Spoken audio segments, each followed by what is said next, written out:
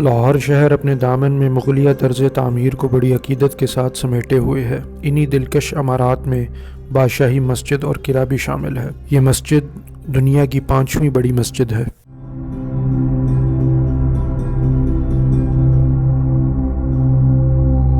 بادشاہی مسجد روحانیت سے بھرپور ماحول فراہم کرتی ہے۔ یہاں آ کر انسان خود کو مغلیہ دور کی ہی کسی صدی کا حصہ سمجھنے لگتا ہے۔ وقت رک سا جاتا ہے اور مسجد کے درمیان الگ سے دنیا میں بھٹک جانے کا دل کرتا ہے۔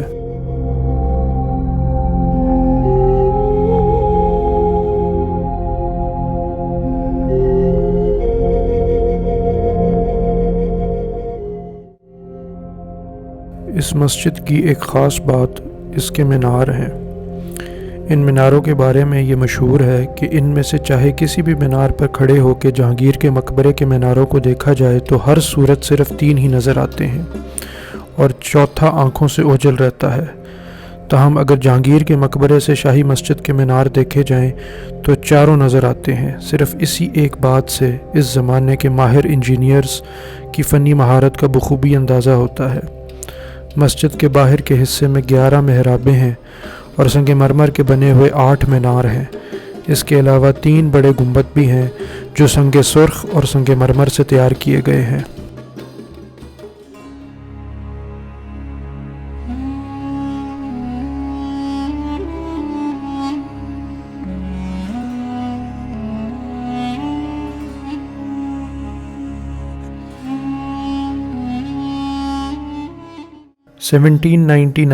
سکھوں کے عہد میں یہ مسجد مسلمانوں سے چھین لی گئی اور سکھ سرکار نے اپنی مرضی سے یہاں استبل بنا دیا تھا۔ مسجد کے صحن میں جانوروں کو باندھا جاتا تھا اور اس کے تقدس کو پامال کیا گیا۔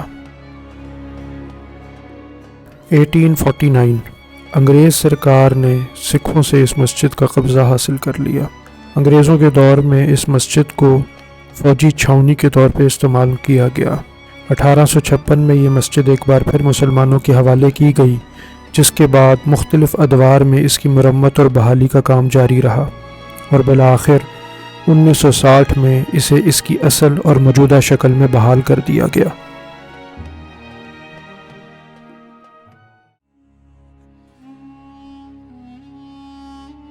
اس مسجد کا انداز تعمیر جامع مسجد دلی سے بہت ملتا جلتا ہے، جو کہ اورنگزیب کے والد شاہ جہان نے 1648 میں تعمیر کروائی تھی۔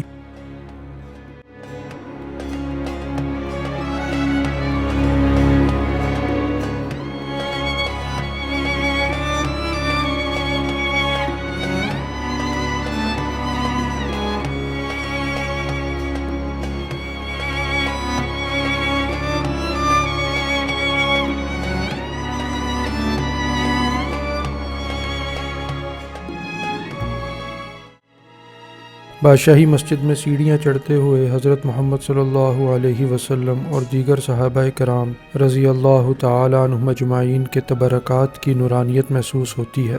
ایک ٹھنڈی سی سرد لہر جسم میں سرایت کر کے گزر جاتی ہے۔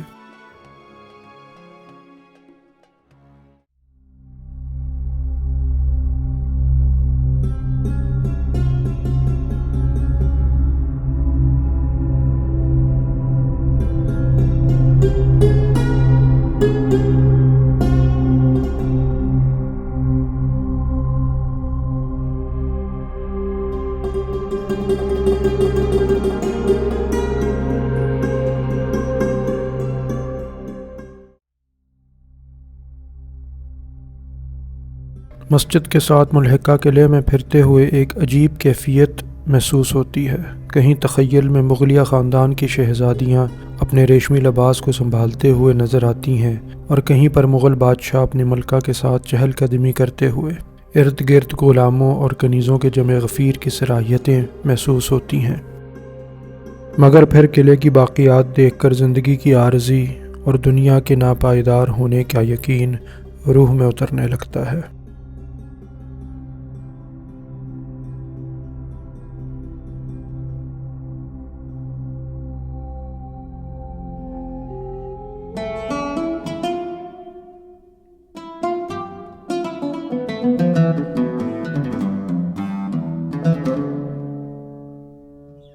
یہ قلعہ مغلیہ فن تعمیر اور روایت کا ایک نہایتی شاندار نمونہ ہے۔ قلعے کے اندر واقع چند مشہور مقامات میں شیش محل، عالمگیری دروازہ، نولکھا محل اور موتی مسجد شامل ہیں۔ 1981 میں یونیسکو نے اس قلعے کو شالامار باغ کے ساتھ عالمی ثقافتی ورثہ قرار دیا تھا۔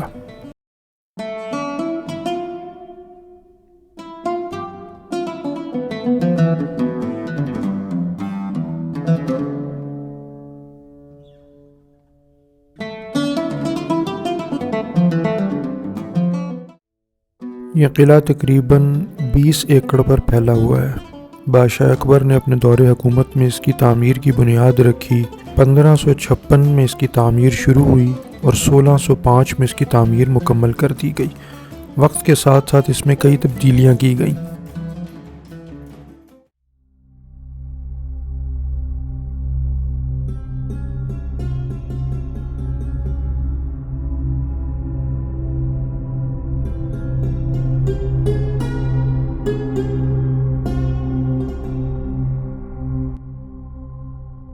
دیوان عام کے ارد گرد ہرے بھرے سبز لان دیکھ کر دل کو تازگی کا احساس ہوا اور سیڑھیاں چڑھتے ہوئے صدیوں پہلے کے اس دربان کو ذہن میں لانے کی کوشش کی، مگر وہاں عوام الناس کے رش کی وجہ سے دماغ اس جاہ و جلال کو کھوجنے سے قاصر رہا، جو اس دور کے مغل بادشاہ کے تخت پر برجمان ہونے سے ماحول پر ایک عالیشان تاثر چھوڑتا ہوگا۔